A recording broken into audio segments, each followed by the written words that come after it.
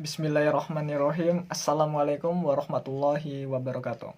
Selamat siang, salam sejahtera untuk kita semua.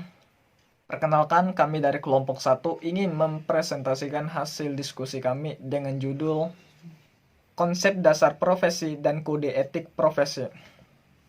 Sebelum dilanjut ke pembahasan, izinkan kami untuk memperkenalkan anggota kami terlebih dahulu.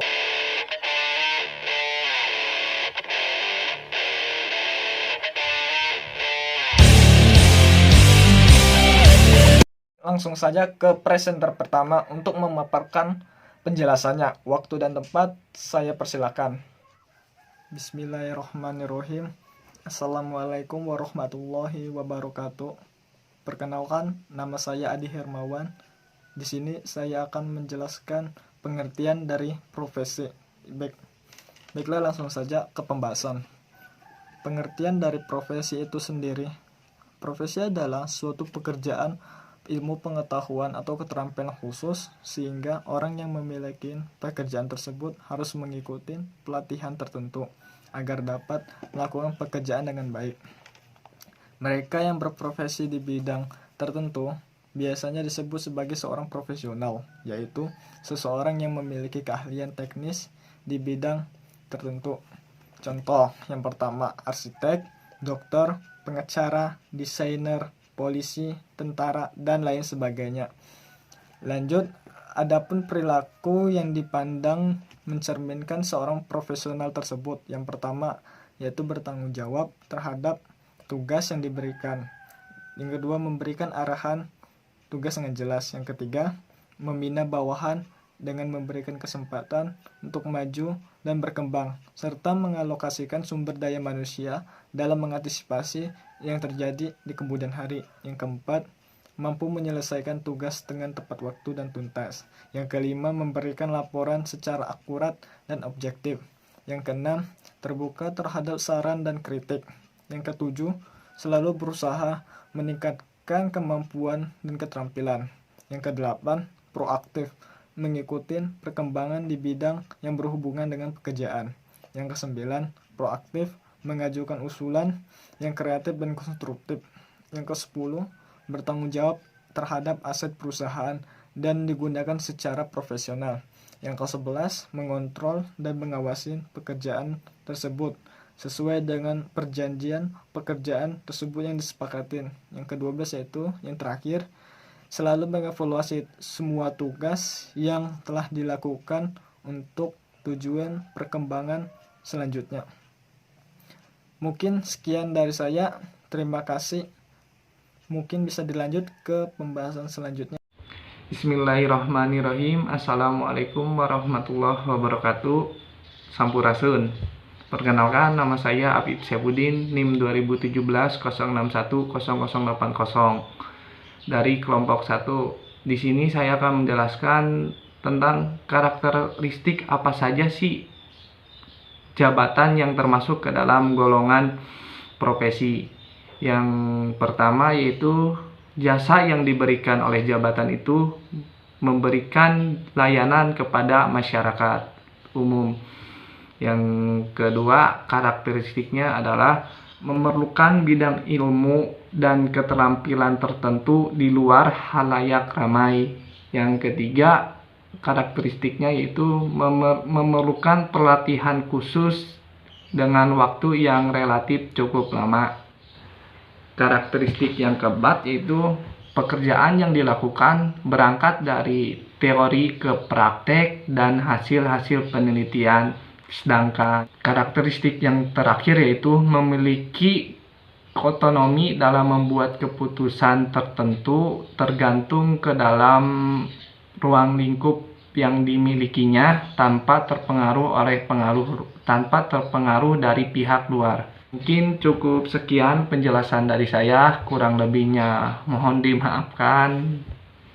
Semoga wabah corona yang melanda sekarang di kita cepat berlalu. Untuk materi selanjutnya akan dibahas oleh rekan kelompok kami atau rekan kelompok saya, yaitu saudari Anisipa. Wassalamualaikum warahmatullahi wabarakatuh. Nah, sedangkan Ahmad Tafsir mengemukakan ada 5 syarat agar suatu pekerjaan bisa dikatakan sebagai profesi. Yang pertama, profesi harus memiliki kode etik. Yang kedua, profesi mempunyai klien yang jelas. Yang ketiga, profesi memiliki teori-teori yang baku. Yang keempat, profesi memiliki suatu organisasi. Dan yang terakhir, profesi diperuntukkan untuk semua masyarakat. Nah, berikut ini ada beberapa syarat-syarat yang menurut Syarifuddin Nurdin dapat dikatakan sebagai suatu profesi. Yang pertama yaitu panggilan hidup yang sepenuh waktu, yang kedua panggilan dan kecakapan atau keahlian, yang ketiga pengabdian, yang keempat kecakapan diagnostik dan kompetensi aplikatif, yang kelima otonomi, yang keenam kebakuan yang universal, yang ketujuh kode etik, yang kedelapan klien, yang kesembilan berperilaku yang pamong, dan yang terakhir bertanggung jawab. Warahmatullahi wabarakatuh. Nama saya Anisipa dari akuntansi 3D. Di sini saya akan menjelaskan tentang istilah-istilah apa saja yang berkaitan dengan profesi. Istilah-istilah yang berkaitan dengan profesi diantaranya ada profesi, profesional, profesionalitas, profesionalisme, dan profesionalisasi. Untuk yang pertama yaitu profesi. Profesi berasal dari bahasa Latin yaitu profesio yang memiliki dua arti yaitu ikrar atau janji dan pekerjaan. Yang jika diartikan secara luas memiliki arti siapa saja dan apa saja yang menghasilkan atau memperoleh nafkah dari suatu keahlian tertentu. Yang kedua yaitu profesional. Profesional menurut KBBI diartikan dengan berkaitan dengan profesi, di mana untuk melakukannya memerlukan atau membutuhkan keahlian atau keterampilan yang tertentu. Selanjutnya yaitu profesionalitas. Profesionalitas adalah sebutan untuk sikap atau kualitas sikap dari anggota profesi terhadap profesinya, dan juga derajat atau tingkat ilmu pengetahuan dan keterampilan dari anggota profesi tersebut. Selanjutnya yaitu profesionalisme. Profesionalisme yaitu komitmen dari anggota profesi untuk terus meningkatkan pengetahuan dan keterampilannya secara terus-menerus. Dan yang terakhir yaitu profesionalisasi lebih merujuk kepada proses dari peningkatan keterampilan anggota profesi itu menuju standar dari penampilan atau keterampilan yang diharapkan dalam pekerjaan tersebut. Assalamualaikum warahmatullahi wabarakatuh. Perkenalkan, nama saya Audia Azka Haifa. Di sini saya akan melanjutkan materi yang sedang disampaikan, yaitu tentang tingkatan-tingkatan profesi. Menurut Ricci, pada tahun 1974, dari sekian banyaknya jenis pekerjaan yang terdapat di dalam dunia kekaryaan oleh manusia atau masyarakat, sering disebut sebagai suatu profesi yang ternyata masih terdapat pengkategoriannya. Pengkategorian tersebut terdapat 5 kategori. Yang pertama yaitu profesi yang telah mapan atau disebut sebagai older profession. Older profession atau profesi yang telah mapan disebut sebagai gambaran yang dapat digolongkan ke dalam suatu jenis kategori yang sudah mapan, yaitu diantaranya hukum, kedokteran, dan lain sebagainya. Yang kedua yaitu ada profesi baru atau disebut sebagai newer profession. Newer profession atau profesi baru sering disebut sebagai kategori yang baru, antara lain akuntan, arsitek, dan lain sebagainya. Yang ketiga yaitu ada profesi yang sedang tumbuh kembang atau disebut sebagai emergent profession. Menurut Oteng Sutisna mengklaim bahwa bidang pendidikan, khususnya administrasi kependidikan, merupakan salah satu jenis profesi yang sedang tumbuh kembang. Yang keempat yaitu ada semi profesi atau disebut sebagai semi profession.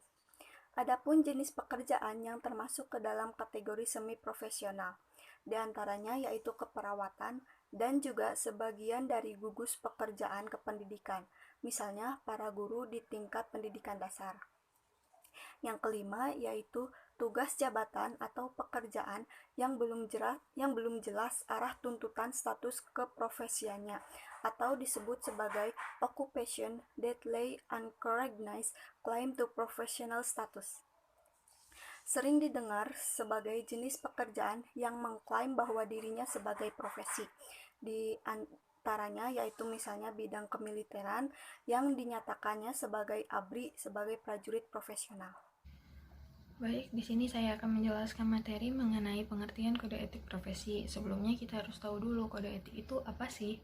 Kode etik ini merupakan sistem norma nilai atau aturan profesional yang tertulis secara tegas yang menyatakan apa yang benar dan tidak benar dan apa yang baik dan tidak baik bagi seorang profesional. Kode etik ini menjelaskan perbuatan apa yang benar dan yang salah, dan perbuatan apa yang harus dilakukan dan tidak boleh dilakukan bagi seorang profesional.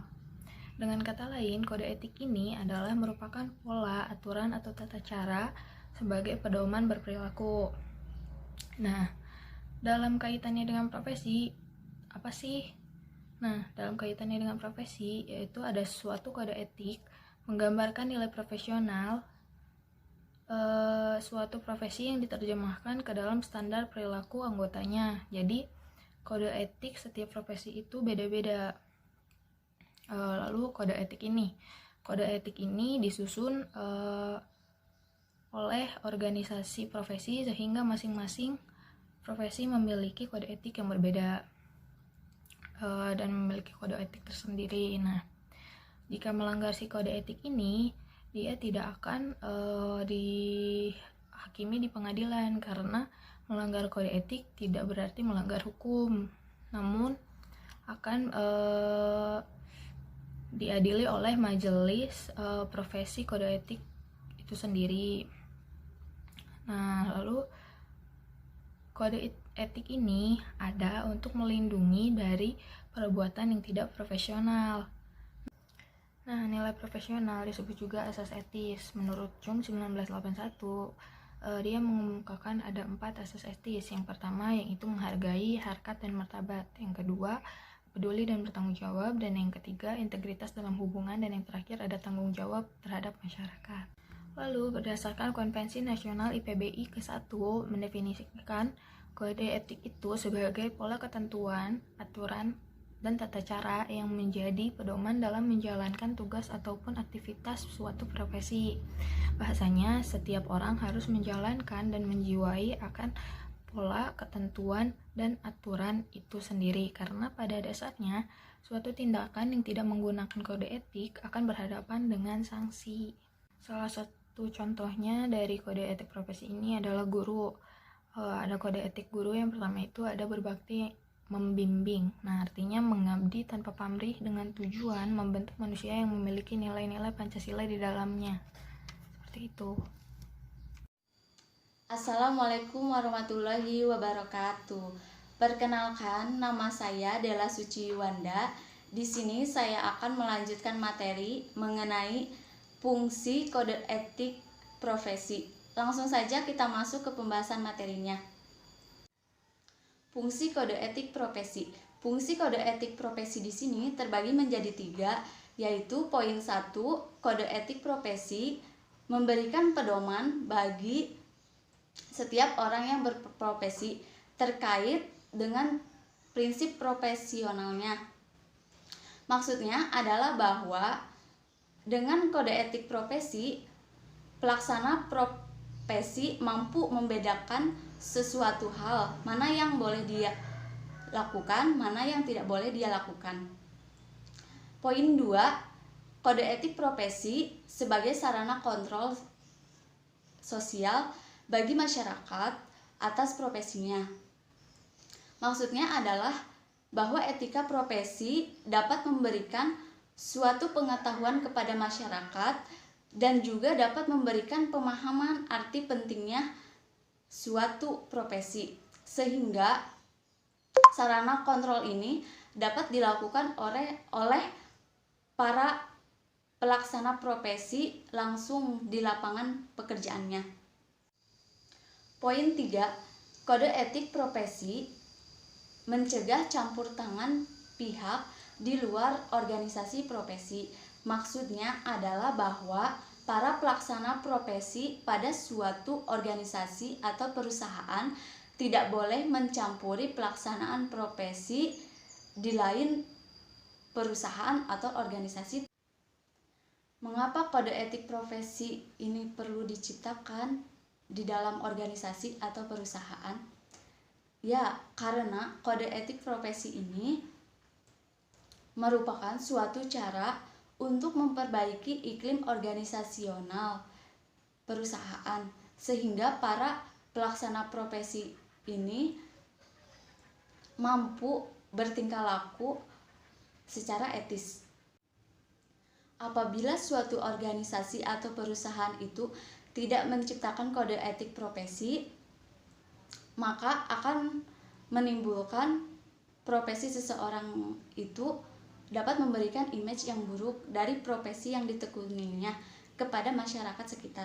Assalamualaikum warahmatullahi wabarakatuh. Perkenalkan, nama saya Dina Anastasia Maharani. Di sini saya akan melanjutkan presentasi mengenai pelanggaran kode etik profesi. Pelanggaran kode etik profesi tersebut adalah penyelewengan atau penyimpangan terhadap norma yang ditetapkan dan diterima oleh sekelompok profesi yang mengarahkan atau memberi petunjuk kepada anggota bagaimana seharusnya berbuat dan sekaligus menjamin mutu di mata masyarakat. Adapun penyebab pelanggaran kode etik profesi yaitu 1. Pengaruh sifat kekeluargaan. Misalnya, seorang dosen yang membantu nilai tinggi kepada seorang mahasiswa dikarenakan mahasiswa tersebut keponakan dosen tersebut. Kedua, pengaruh jabatan. Misalnya, seorang yang ingin masuk ke akademi kepolisian harus membayar sejumlah puluhan juta rupiah kepada anggota polisi tersebut